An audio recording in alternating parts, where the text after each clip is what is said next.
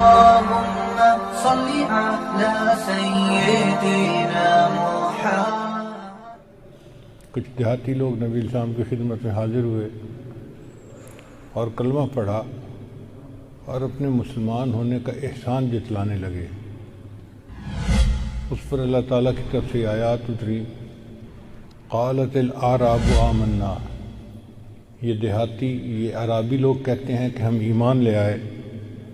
قل لم تؤمنوا، ہے میرے محبوب سے آپ فرما دیجئے تم ایمان نہیں لائے، ولیکن قولوا اسلمنا، تم یوں کہو کہ ہم اسلام لے آئے۔ ولما يدخل الایمان فی قلوبکم، ابھی ایمان تمہارے دلوں کے اندر داخل نہیں ہوا۔ اس کا مطلب یہ ہوا کہ کلمہ پڑھ کر مسلمان بن جانا یہ پہلا سٹیپ ہے، پھر ایک نور کا دل کے اندر داخل ہونا جس کو ایمان کہتے ہیں وہ دوسرا سٹیپ ہے۔ آج بالکل یہی بات ہے، ہم سب کے سب پیدائشی مسلمان ہیں، نسلی مسلمان ہیں، لیکن ابھی ایمان کی وہ کیفیت نہیں دلوں میں جو ہونی چاہیے تھی۔ اس کو کہتے ہیں اوپر سے میاں تسبیح اور اندر سے میاں کسبی، اوپر سے لا الہ اندر سے کالی بلا۔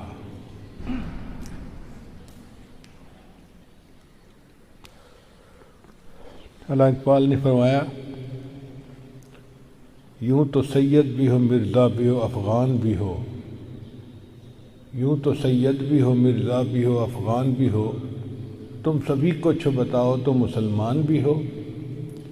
فرقہ بندی ہے کہیں اور کہیں ذاتیں ہیں، کیا زمانے میں پرپنے کی یہی باتیں ہیں۔ اور ایک جگہ کہتے ہیں، وضع میں تم ہو نصارہ تو تمدن میں ہنود، وضع میں تم ہو نصارہ تو تمدن میں ہنود، یہ مسلمان ہیں جنہیں دیکھ کے شرمائیں یہود۔ آج ہم اپنی زندگیوں کو دیکھیں تو واقعی ہماری زندگیاں شریعت و سنت کے خلاف ہیں، من مرضی کی زندگی گزار کے پھر رہے ہیں۔ اللہ رب العزت کا ہم پر کتنا کرم کہ اللہ نے ہمیں اتنا پیارا ملک عطا فرمایا۔ ہمارے ملک کا نام ہے پاکستان، یہ فارسی کا لفظ ہے۔ پاک کا مطلب ہوتا ہے طیب، اور ستان کہتے ہیں ملک کو، جیسے ہندوستان ہندوؤں کا ملک، پاکستان پاک لوگوں کا ملک۔ عربی میں اس کا ترجمہ کریں تو پاکستان کا ترجمہ بنے گا مدینہ طیبہ، یعنی عربی میں جس کو کہتے ہیں نا مدینہ طیبہ، فارسی میں اس کا ترجمہ بنے گا پاکستان۔ اور یہ ملک اللہ نے ہمیں شب قدر میں عطا فرمایا۔ یہ عجیب بات ہے کہ پاکستان کا جو فیصلہ ہوا، سائن ہوئے، تو وہ لیلۃ القدر کی رات تھی۔ تو میں تو یہ سمجھتا ہوں کہ جس طرح اللہ نے لیلۃ القدر میں ہمیں قرآن عطا فرمایا، انا انزلناہ فی لیلۃ القدر، بالکل اسی طرح اللہ نے ہمیں یہ ملک بھی عطا فرمایا۔ اس کی وجہ کیا تھی کہ اللہ نے اس ملک سے کچھ کام لینا ہے۔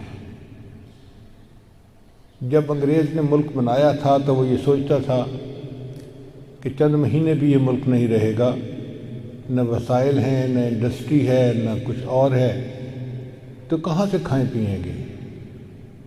مگر اللہ نے مدد کی، ہماری بنجر زمینیں بھی آباد ہو گئیں، ہمارے درختوں نے پھل دینے شروع کر دیے۔ الحمدللہ کہ آج 60 سال ملک میں گزر گئے، اللہ کھلا پلا رہا ہے ہمیں کلمے کی برکت سے، ایمان کی برکت سے۔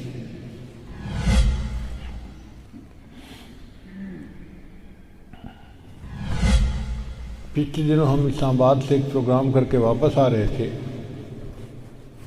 تو مجھے عثمان نے کہا کہ جی ہمارے جو گارڈ ہیں انہوں نے کھانا نہیں کھایا ہوا تو ان کو کھانا کھلانا ہے۔ میں نے کہا بہت اچھا، آپ موٹر وے پہ روکیں اور ان کو آج بہترین دعوت کھلائیں۔ کہنے لگے جی کیا؟ میں نے کہا ان کو مرغ کڑھائی کھلائیں، اور کافی ساری بنوانا کہ سارے لوگ پیٹ بھر کے کھائیں۔ کہنے لگے جی ٹھیک ہے۔ چنانچہ اس نے مرغ کڑھائی بنوائی، تنور کی گرم گرم روٹیاں تھیں اور سالن اتنا مزیدار بنا ہوا تھا کہ انسان انگلیوں کو چاٹے۔ میں نے 2-3 مرتبہ اس سے پوچھا کہ بھئی سب لوگوں نے خوب کھایا؟ اس نے کہا حضرت ایک بندے نے 4 روٹیاں کھائی ہیں۔ اب تنور کی 4 روٹیاں سے مراد یہ کہ خوب پیٹ بھر کے کھانا کھایا۔ میں نے کہا اچھا ان کو پانی نہیں پلانا، ان کو پیپسی پلائیں۔ پھر میں نے کہا کہ اچھا کھانے کے بعد ان کو آئس کریم بھی کھلائیں۔ ایک فلی لوڈڈ دعوت تھی جو کم از کم 8 بندوں نے کھائی، اور جب اینڈ کے اوپر پیمنٹ کا وقت آیا تو ایک بندے کا خرچہ 300 روپے ہے۔ میں حیران رہ گیا کہ ایک پرتکلف دعوت کھا کے اس کا خرچہ 300 روپیہ بنتا ہے ایک بندے کا۔ 300 روپے کا مطلب $2۔ دنیا میں کوئی ملک آج ایسا نہیں جہاں $2 میں کوئی کھانا کھا سکے۔ ہمارے ملک میں آخر یہ چیزیں اتنی سستی کیوں ہیں؟ اس لیے کہ ہم غیروں کے محتاج نہیں ہیں۔ سبزی ہماری اپنی ہے، گندم اپنی ہے، چاول اپنا ہے، دالیں اپنی ہیں، پیاز، سبزیاں، آلو، سب کچھ ہمارے پاس اپنا ہے۔ ہمیں باہر کہیں سے نہیں منگانا پڑتا۔ اور پھر اللہ کی شان دیکھیں کہ ملک کے جو حصے ہیں ان کے موسم بدلتے رہتے ہیں۔ ٹماٹر کی مثال لے لیں، سب سے پہلے ہمیں سندھ سے ملتا ہے۔ اب سندھ میں ٹماٹر اگ رہا ہے اور پورے ملک میں پہنچ رہا ہے۔ پھر سندھ کا موسم موافق نہیں رہتا تو پھر پنجاب میں اگنا شروع ہو جاتے ہیں۔ پھر یہ جو مارچ اپریل کے مہینے ہیں، یہ پنجاب سے ٹماٹر پورے ملک میں جاتا رہتا ہے۔ پھر پنجاب میں اتنی گرمی پڑنی شروع ہو جاتی ہے کہ ٹماٹر کی فصل ختم، تو پھر سرحد سے شروع ہو جاتا ہے۔ سوات، منگورا اور ان علاقوں میں وہاں کا ٹماٹر پورے ملک میں جاتا ہے۔ پھر ایک وقت آتا ہے کہ وہاں بھی سبزی اگنی ختم ہو جاتی ہے تو کوئٹہ کے علاقے سے آنا شروع ہو جاتے ہیں۔ اللہ کی شان دیکھیے، پورا سال کسی نہ کسی حصے کی سبزی وہ پورے ملک میں پہنچتی ہے۔ اللہ ایمان والوں کو کھانا کھلا رہے ہیں۔ ہمارے ملک کی اقتصادی حالت بہت خراب ہے، لیکن آج بھی اگر آپ جائیں تو آپ کو ریڑیاں اور دکانیں پھلوں سے بھری ہوئی نظر آئیں گی۔ میں تو حیران ہوتا ہوں کئی دفعہ دیکھ کے کہ یا اللہ، آپ نے اتنی نعمتیں ہمیں عطا فرمائی ہیں۔ مالٹے کی فصل آئی تو ریڑیاں مالٹوں سے بھری ہوئی ہیں، کنو کی فصل آئی تو اس سے بھری ہوئی ہیں، امرود بھرے ہوئے ہیں، انگور بھرے ہوئے ہیں۔ پھر آم کا موسم شروع ہوتا ہے تو کئی مہینے آم ہی بھرے ہوتے ہیں۔ وہ کون سا پھل ہے جو ہمارے ملک میں نہیں ہوتا؟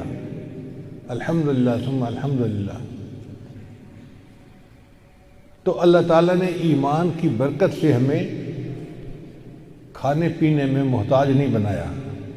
ہم غریب ہیں مگر اپنے کھانے پینے میں کسی کے محتاج نہیں ہیں۔